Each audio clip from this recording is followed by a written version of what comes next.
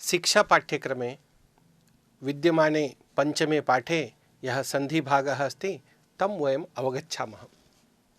तत्र अस्ति पूर्वसवर्णसन्धिः। पूर्वं वयं परसवर्णसन्धिं पठितवन्तः स्मः।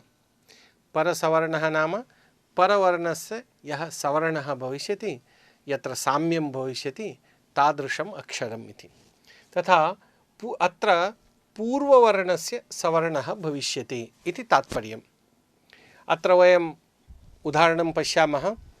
पूर्ववर्णे यदि वर्गीयव्यञ्जनं यदि तृतीयवर्णः अस्ति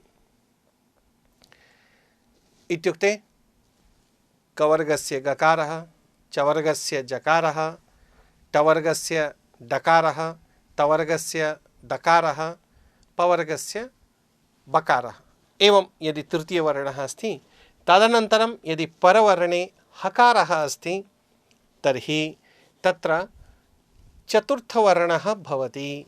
कस्य स्थाने? परवर्णस्य स्थाने भवति। इत्युक्ते पूर्ववर्णस्यैव सवर्णः भविष्यति, किन्तु एतस्य स्थाने भवति। नाम इदानीं तत्र सामान्यतया तात्पर्यमेवमस्ति यत् चतुर्थवर्णः भवति। अत्र पश्यामः वाक् इति अस्ति। वाग् इति तृतीयवर्णः अस्ति। अनन्तरं हरति इत्यत्र हकारः अस्ति, परे हकारः अस्ति। अतः अत्र पूर्ववर्णस्य गकारस्य सवर्णः नाम घकारः इति चतुर्थवर्णः अस्ति, अत्र भवति। किन्तु कस्य स्थाने भवति? हकारस्य स्थाने भवति। अत्र विकल्पः अपि भवति। एषः सन्धिः विकल्पेन भवति।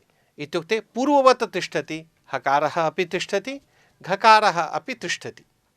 तदा रूपमेवं भवति वाग्हरति वाग्घरति इति रूपद्वयं सम्भवति। इदानीं वयं पुस्तके विद्यमानम् उदाहरणं पठित्वा एतं सन्धिम् अवगच्छामः। पुस्तके पूर्वसवर्णसन्धेः उदाहरणमस्ति वाग्हरति वाग्घरति इति। अत्र हकारस्य स्थाने पूर्ववर्णस्य गकारस्य सवर्णः घकारः इति जातः अस्ति। एवमेव षड्हया इति अस्ति। आरम्भे षड् इत्यत्र तृतीयवर्णः अस्ति, तदनन्तरं हकारः अस्ति। अतः अत्र हकारस्य स्थाने पूर्ववर्णस्य डकारस्य ढकारः इति सवर्णः जातः अस्ति। षड्ढया इति जातमस्ति। तद् हितम् आरम्भ अक्षरं दकारः अस्ति, तदनन्तरं हकारः अस्ति।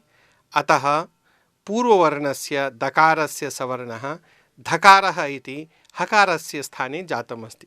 अतः तद् हितं तद्धितम् इति अस्ति। अब हविः अत्रापि तृतीयवर्णस्य सवर्णः चतुर्थवर्णः जातः अस्ति हकारस्य स्थाने। अब्भविः इति जातमस्ति। एतत् हिः। अत्र तृतीयवर्णः दकारः अस्ति, तदनन्तरं हकारः अस्ति। अतः तृतीयवर्णस्य सवर्णः दकारस्य सवर्णः धकारः इति हकारस्य स्थाने भवति। तदा एतद्धि इति रूपं भवति। अत्र सर्वत्र अपि विकल्पः भवति। वाग्हरति वाग्घरति इति रूपद्वयं भवति।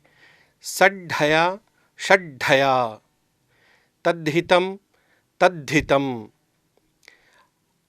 अब्भविः अब्भविः, एतद्धि एतद्धि इति रूपद्वयमपि अत्र सम्भवति।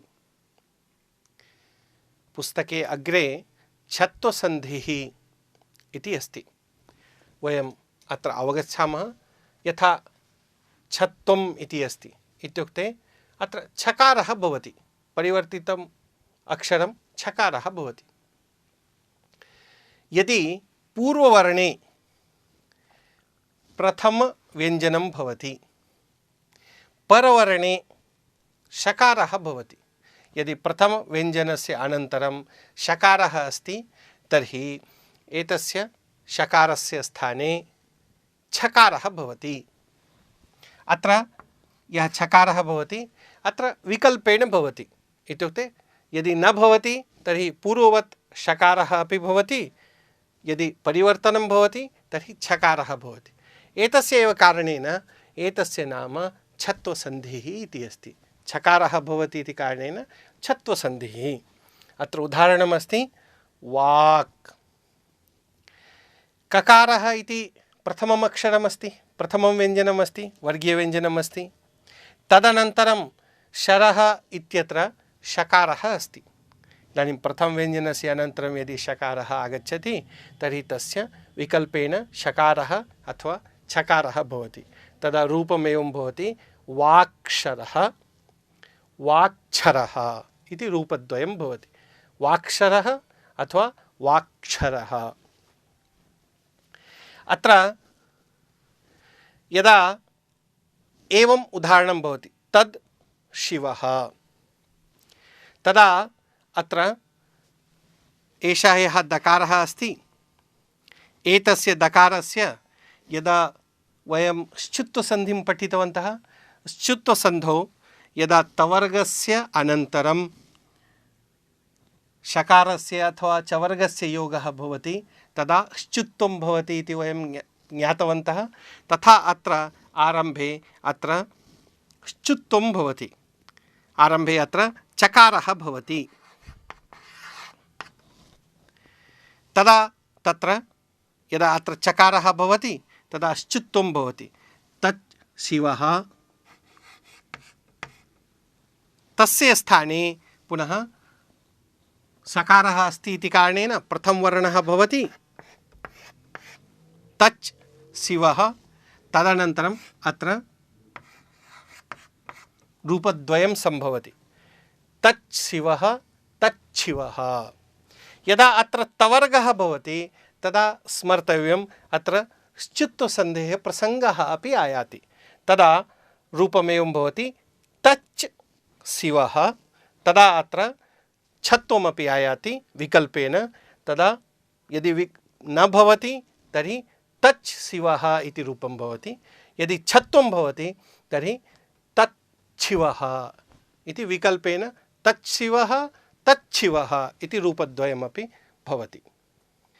अत्र पुस्तके छत्वसन्धिप्रसङ्गे द्वितीयम् उदाहरणमस्ति तद् श्लोकः। तत् श्लोकः, आरम्भे श्चुत्वं भवति, अनन्तरं छत्वं भवति। उत् श्वासः इति तृतीयम् उदाहरणमस्ति। अत्र आरम्भे तकारस्य स्थाने चकारः भवति, अनन्तरं छत्वमपि भवति। उत् श्वासः, उच्छ्वासः। विट् शङ्करः, अत्र प्रथमक्षरं टकारः अस्ति, तदनन्तरं शकारः अस्ति, अतः अत्र शकारस्य स्थाने छकारः भवति। विट्छङ्करः, विट्छङ्करः। वाक्शस्त्रं, वाक्छस्त्रम्। अत्र प्रथमक्षरानन्तरं शकारः अस्ति इति कारणेन सकारस्य स्थाने छकारः भवति। अत्र स्मर्तव्यम् अत्र एतस्य विकल्पेन शकारः अपि रूपं भवति। तत् श्रुत्वा, तत् श्रुत्वा, तत् शीलं, तत् शीलं। बृहत् शकटं, बृहत् छकटं। महत् शस्त्रं, महत् छस्त्रं। मृत् शकटिकं, मृत् छकटिकं। गच्छत् छात्रः, गच्छत् छात्रः। अभवत् शिवम्, अभवत् शिवम्। अत्र सर्वत्र अपि छत्वसन्धि जातमस्ति। आरम्भे प्रथमक्षरमस्ति, तदनन्तरं शकारः अस्ति इति कारणेन सर्वत्र शकारस्य स्थाने छकारः जातः अस्ति। अग्रे उदाहरणमस्ति श्रीमत् शरच्चन्द्रः, श्रीमत् शरच्चन्द्रः। नटद् शङ्करः, नटत् छङ्करः, सत् शीलं, सच्छीलम्। अत्र सर्वत्रापि छकारः जातः अस्ति शकारस्य स्थाने, यतः प्रथमं व्यञ्जनं सर्वत्रापि अस्ति तकारः इति कारणेन अत्र सर्वत्र छत्वम् अस्ति। अग्रे यः अभ्यासः दत्तः अस्ति पुस्तके, तत्र व्यञ्जनसन्धिसन्दर्भे सर्वविध अभ्यासाः दत्ताः सन्ति। अतः यद् वयं पठितवन्तः तदेव वयं पुनः एकवारं स्मरिष्यामः। अत्र वयं पश्यामः व्यञ्जनसन्धिविषये आरम्भे वयं श्चुत्वसन्धिं दृष्टवन्तः। तत्र श्चुत्वसन्धौ आरम्भे पूर्ववर्णे यदि सकारः अथवा तकारः अस्ति, तेन यदि शकारस्य अथवा चवर्गस्य योगः अस्ति तर्हि सकारस्य अथवा तवर्गस्य स्थाने शकारः अथवा चवर्गः भवति। एतत् क्रमशः भवति। एतत् सवर्णसाम्यमपि भवति। तथैव यदि सकारस्य अथवा तवर्गस्य सकारेण अथवा तवर्गेन सह यदि शकारस्य अथवा टवर्गस्य योगः अस्ति तर्हि शकारः अथवा टवर्गः भवति सकारस्य स्थाने अथवा तवर्गस्य स्थाने। एतदेव श्चुत्वं ष्टुत्वं। यदि शकारटवर्गाभ्यां योगः अस्ति तर्हि ष्टुत्वं, यदि शकारचवर्गाभ्यां योगः अस्ति तर्हि श्चुत्वम्। एतावत् अत्र स्मर्तव्यम्। वर्गीयव्यञ्जनं यदि पूर्ववर्णे अस्ति वर्गीयव्यञ्जनं, किन्तु ङ ञ ण न म इत्येतानि अक्षराणि विहाय वर्गीयव्यञ्जनं यदि पूर्ववर्णे अस्ति, परवर्णे यदि ह्रस्ववर्णः अथवा मृदुव्यञ्जनम् अथवा किमपि नास्ति तथापि तत्र तृतीयवर्णः भवति। इत्युक्ते चष् भवति। जष् इत्यस्य अर्थः तृतीयवर्णः भवति। वर्गीयव्यञ्जनस्य अनन्तरं यदि ह्रस्व अथवा मृदुव्यञ्जनम् अथवा किमपि नास्ति, केवलं पदमस्ति, तर्हि तृतीयवर्णः भवति। यदि पूर्ववर्णः वर्गीयव्यञ्जनम् अस्ति, तदनन्तरं कर्कषव्यञ्जनम् अस्ति, इत्युक्ते तत्र वर्गस्य प्रथमक्षरं द्वितीयक्षरं, तर्हि तत्र प्रथमवर्णः एव भवति। प्रथमवर्णस्य नाम संस्कृतेन चर् इत्यपि उच्यते। यदि वर्गीयव्यञ्जनस्य अनन्तरं परवर्णे अनुनासिकः अस्ति तर्हि तत्र अनुनासिकः भवति। नाम य ङ य न न म इति अनुनासिकः एव भवति, पञ्चमक्षरं भवति इति तात्पर्यम्। यदि पदान्त मकारः अस्ति,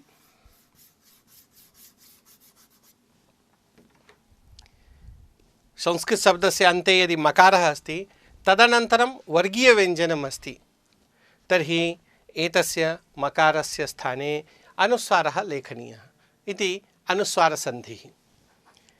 यदि पदस्य अन्ते नास्ति, एवमेव यदि अनुस्वारः अस्ति, संस्कृतशब्दः अस्ति, तत्र अनुस्वारः अस्ति, अनुस्वारस्य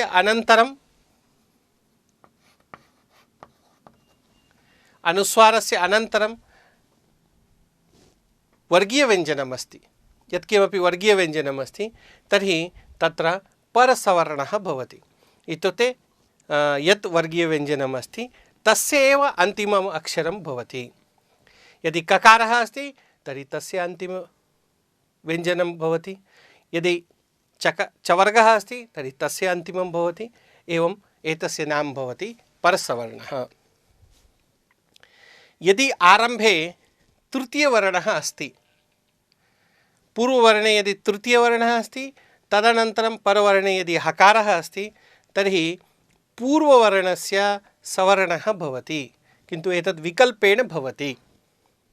अत्र विकल्पः भवति इत्युक्ते हकारः अपि भवति, विकल्पः अपि भवति। इत्युक्ते अत्र चतुर्थवर्णः भवति। चतुर्थवर्णः अपि भवति।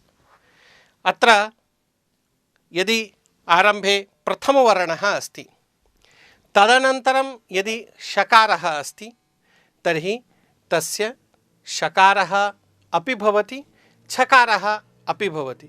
एतस्य सकारस्य स्थाने छकारः अथवा शकारः भवति। तो अत्रापि विकल्पः अस्ति, रूपद्वयमपि भवति। अन्यत् वयम् एकं ज्ञातवन्तः आस्म, ङमुट् सन्धिः। इत्युक्ते ङ न न इत्यस्य आगमः भवति, मध्ये आगच्छति इति तात्पर्यं।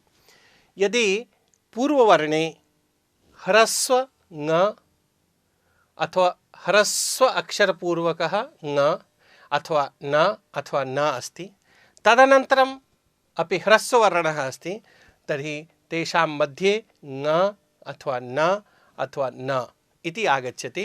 तदा एतस्य द्विवारं, सर्वस्य द्विवारं लेखनं भवति, द्वित्वं भवति इति तात्पर्यं।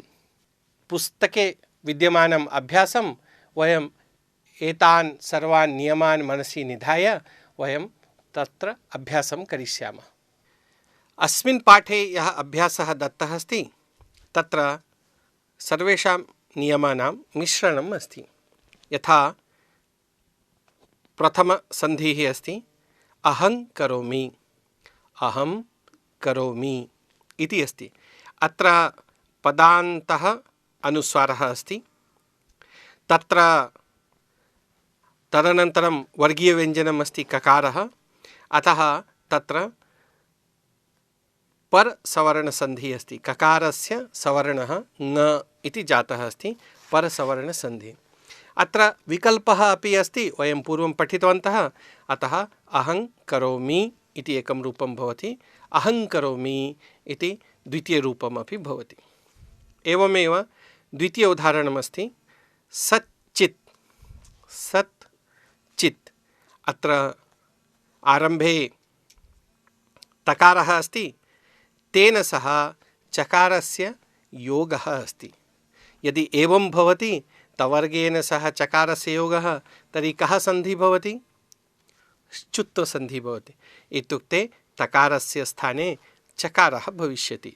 अतः सत् चित् सच्चित् इति।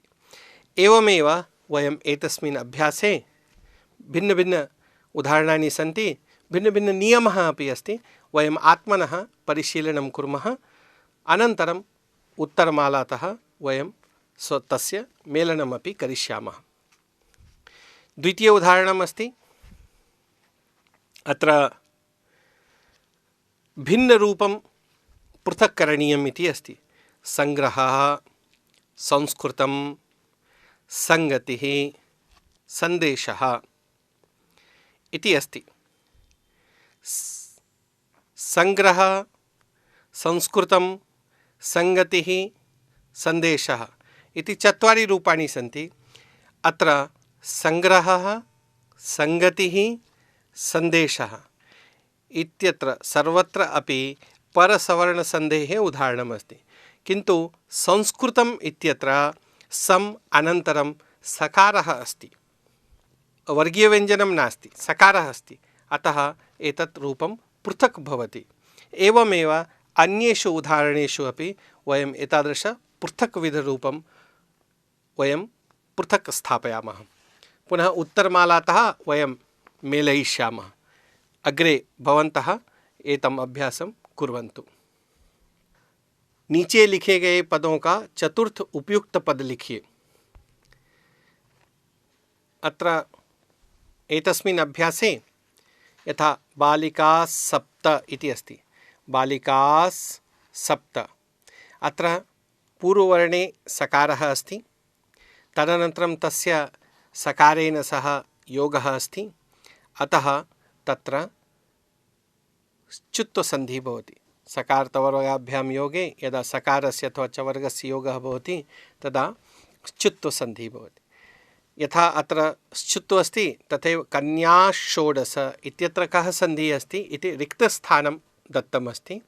कन्याषोडश अत्र शकारस्य योगः अस्ति इति कारणेन कन्याश् इति अत्रापि कन्यास् इति दन्तसकारस्य मूर्धन्यशकारः भविष्यति। यतः मूर्धन्यशकारस्य योगः अस्ति, अतः अत्र ष्टुत्वम् इति वयं लिखामः। एवमेव रामं वन्दे इत्यत्र अनुस्वारसन्धिः अस्ति। यतः पदान्तमकारः अस्ति, तदनन्तरं वर्गीयव्यञ्जनम् अस्ति इति कारणेन वयं तत्र अनुस्वारं लिखामः। अत्र अनुस्वारसन्धिः अस्ति। तथैव तल्लयः इत्यत्र अत्र पूर्वसवर्णः अस्ति। तल्लयः, तत् लयः, तल्लयः। अत्र लकारः इति यः परवर्णः अस्ति तस्य एव सवर्णः लकारः इति जातः अस्ति, अतः अत्र परसवर्णः अस्ति।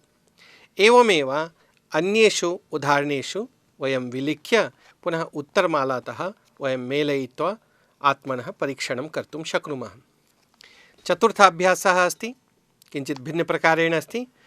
उत् इति अस्ति, अनन्तरं चलनम् इति अस्ति। अत्र तकारः पूर्ववर्णः अस्ति, तदनन्तरं चकारः इति अस्ति। चकारेण सह अत्र एतस्य योगः अस्ति, अतः अत्र पूर्ववर्णस्य चकारः इति भविष्यति। अतः उत्चलनम् उच्चलनम् इति अत्र श्चुत्वसन्धिः अस्ति। तथैव उत् हविः इति इदानीं हकारः आगतः अस्ति, अतः अत्र इदानीं पूर्ववर्णस्य सवर्णः भवति। इत्युक्ते अत्र चतुर्थवर्णः भविष्यति। तदा त थ द ध चतुर्थवर्णः धकारः भवति, किन्तु अत्र हकारस्य स्थाने सः धकारः भवति, अतः उत् हविः उद्धविः अत्र पूर्वसवर्णः भवति। एवमेव अन्येषु उदाहरणेषु वयम् अभ्यासं कुर्मः। पञ्चमः अभ्यासः अस्ति, अत्र मेलनं करणीयमस्ति। अत्र पतत् डमरूकम्, अत्र इदानीम् आरम्भाक्षरं तकारः अस्ति, तदनन्तरं डमरूकम् इत्यत्र डकारः अस्ति। अत्र इदानीं तकारेण सह डकारः इति यः टवर्गः अस्ति तस्य योगः जातः अस्ति, अतः पूर्वतन तकारस्य स्थाने अत्र टवर्गस्य सवर्णः भविष्यति, तदा अत्र ष्टुत्वसन्धिः भवति, पतड्डमरूकम्। एवमेव वयम् अन्यान् मेलयामः, आत्मनः परीक्षणं च कुर्मः।